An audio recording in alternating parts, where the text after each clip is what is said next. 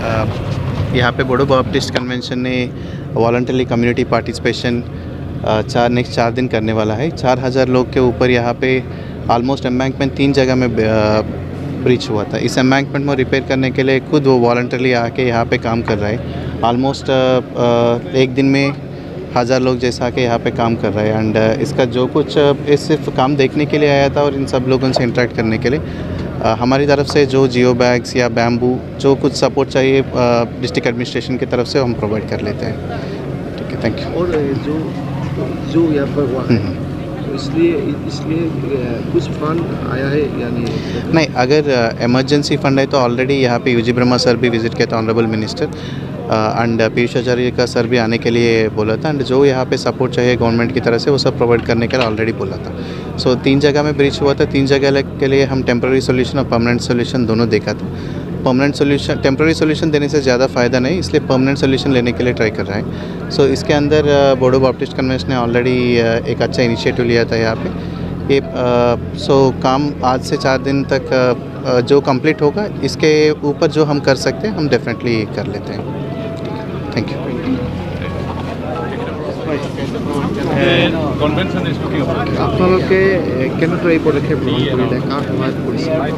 Actually, our Boro Baptist Convention অন্তৰ্গত আমাৰ প্ৰায় 162 তেনেকৈ মণ্ডলীবিলাক আছে, অৰ্থাৎ চাৰ্চ আছে।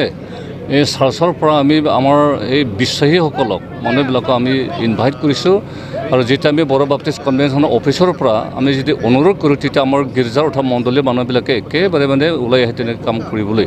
সেইকাৰণে আমাৰ চাৰ্চৰ পৰা তেখেতসকলক মাতিছে, তেওঁলোকে আহিছে। আৰু আজিৰ পৰা আৰম্ভ কৰি প্ৰায় বৃহস্পতিবাৰলৈকে সেইটো কাম আমি কৰা হ'ব। আজি প্ৰায় more than 500 আৰু তেনেকৈ অহাকালি ষ্টেপে ষ্টেপে আমি মাতি আছোঁ। दिनै बर' बाप्टिस्ट कन्भेन्सननि दैदेननायाव लोगोसे जोंनि लकेल एमएलए बिथां गबिन्द चन्द्र बसुमतारी, थामहिनबा बिटिआरनि डिपुटि चिफ बिथांमोननि हेफाजाबाव दिनै बेवहाय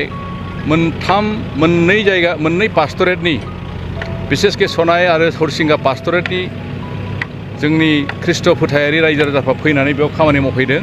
आरो बेवहाय बिसेसके गलन्दिया जिथुनिखि गोबां दै फैनानै बायलांदोंमोन, बे कमप्लिट डेभास्टेटेड इम्बेंकमेन्टखौ बेयाव औवाजों प्रटेक्शन होनानै रायजो राजाखौ रैखाथि होनायनि बेबस्थाखौ बिथांमोना लादों। बेनिखायनो जों इउपिपिएल हान्जानि जानानै रोजा रोजा बर' बाप्टिस्ट कन्भेन्सन बिथांमोननिसिम जोंनि साबायखर बावनायखौ बिथांमोननिसिम दैथायहरो।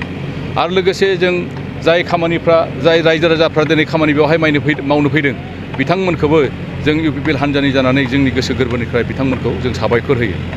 जों दिनै बेखौनो बुंगोन, जों भारत सरकार, लोगोसे आसाम सरकार आरो लोगोसे जोंनि बिटिआर सरकार बिथांमोनखौ जों खावलायहरो, जिहेतु बर्तमान दा एलायन्स गभर्नमेन्ट सोलिगासिनो दङ सेन्टार आरो स्टेट आरो लोगोसे बिटिआर ओनसोलावहाय। बेवहाय जि गलन्दि दैसा, बे दैसाया बोसोरफ्रोमबो दैबाना जायोब्ला बायो आरो बायनायनि जाउनाव गोबां रायजो राजाफ्रा बेयाव रिलिफ केम्पआव थानो गोनां जायो आरो न' बांफ्रा गासैबो धंस जायो। जुदि बेबायदि जाथाय जानायखौ जुदि होबथानोब्ला बेवहाय पार्मानेन्ट प्रटेक्शन नांगौ जागोन। बेनिखायनो बे पार्मानेन्ट प्रटेक्शननि थाखाय सिन्था खालामनानै रायजो राजाखौ रैखाथि खालामनो थाखाय जोङो बिटिआर सरकार, आसाम सरकार बिथांमोनखौ जों खावलायहरो। आरो जों आसा खालामदों बेनि थाखाय जोंनि बिटिआरनि चिफ बिथां प्रमद बर'आ प्रेगमेटिक हिसाबै लायोबाथ' मोनसे पास्टरेटआव जोंहा मथा मथि 30 बबेबा 25 बेबायदि गामि दङ। बेयाव दिनै बुंनो थाङोब्ला प्राय 60तासो गामिनि रायजोफ्रा खामानि मावदों। आरो बिनि बादैबो पास्टरेटनि गामि रायजो राजानि अनगायैबो बेयाव जायफ्रा लोमसाव जानाय रायजो राजा खाथिनि साखाथिनि मानसिफोर दङ बिथांमोनाबो बेयाव लोगो लाफैदों आरो बिथांमोनखौ जों थारैनो साबायखर होदों। आरो बे टेम्परारि प्रटेक्शन जायोब्ला एसे एनै दैखौ बे होबथानो हागोन आरो रायजो राजाफोरखौ न'आव थाफिननो हानायनि बेबस्थाखौ खालामनो थाखाय बेखौ बर' बाप्टिस्ट कन्भेन्सन बिथांमोना बे इनिसिएटिभखौ लादों। बेनिखायनो जों बिथांमोनखौ रोजा रोजा जों जेब्लायबो साबायखर होयो। जोंनि हेड अफिसा जाबाय हरिसिंगा। बर' बाप्टिस्ट कन्भेन्सना जोंनि सिङाव थानाय जिफोर चार्चेसफोर दङ, मण्डलीफोर दङ, बेनि गेजेराव मोननै पास्टरेट, सनाय पास्टरेट आरो हरसिंगा पास्टरेट, बेनि सिङाव थानाय चार्चफोरनि माखासे फोथायारिफोरखौ जों लिंहरदों आरो बिथांमोना दिनै जोंनि लिंहरनाय बायदि बे गलन्दि दैसाखौ होबथानायनि थाखाय जि खामानि, बे खामानि मावनायाव मदद होदों आरो बिथांमोना फैदों लैहोर लैहोर बे खामानिखौ मावफैगासिनो दङ आरो जों बेयावहा नुनो मोन्दों औवा खानायनि गेजेरजों होबथानायनि राहा लामा खालामनाय जादों आरो बेबायदिनो बस्थानि गेजेरजों बाला सोनानै बेखौ होबथानायनि राहा लामाखौ खालामबाय थानाय जादों। जों दिनै बर' बाप्टिस्ट कनभेनसन हिसाबै बे खामानिखौ जों जागायजेनबाय दिनै 4 जुलाइ आरो बे खामानिया फैगोन 7 जुलाइसिम सोलिगोन सानब्रैनि थाखाय आरो जोंहा माखासे बेबायदिनो पास्टरेटफोर दंबावो बे पास्टरफोरनि चार्चफोरनि फोथायगिरिफोरखौ लिंहरबावनाय जागोन आरो बिथांमोना निस्सय फैगोन बे खामानिखौ मावनो थाखाय।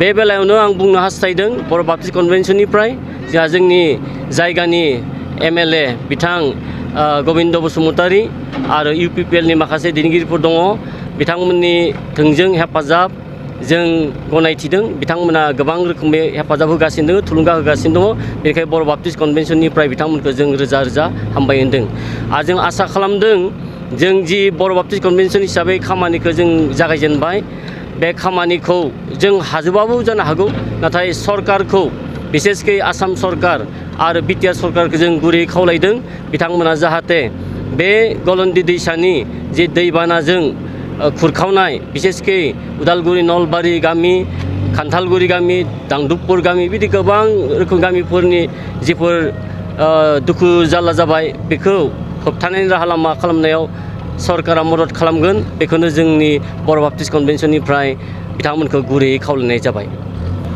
जों दायो दिनै बे बक्सिं होनाय आरो बे बस्थायाव बाला सोनानै बे खामानिखौ जों जागायजेनबाय आरो जों बेनि अनगायैबो जों नाजाबावगोन बेनि अनगायैबो जों जायफोर न'खरफोरा दा गावनि न' बां गारनानै गुबुन जायगायाव थानो गोनां जादों रिलिफ केम्पआव दं बिथांमोननो माइरं दालि बिदिनो गुबुन गुबुन मुवा बेसाद होनानै जों हेफाजाब होनाय जाबाय आरो दायो होगासिनो दङ आरो जों इयुनावबो जों होबाय थागोन आरो बेबायदिनो समा जाबायदि थोनो जों बेबायदि रोखोमै बेबायदि दुखुआव थानाय मानसिफोरखौ हेफाजाब होनो थाखाय जों अरायबो थियारि जानानै दङ।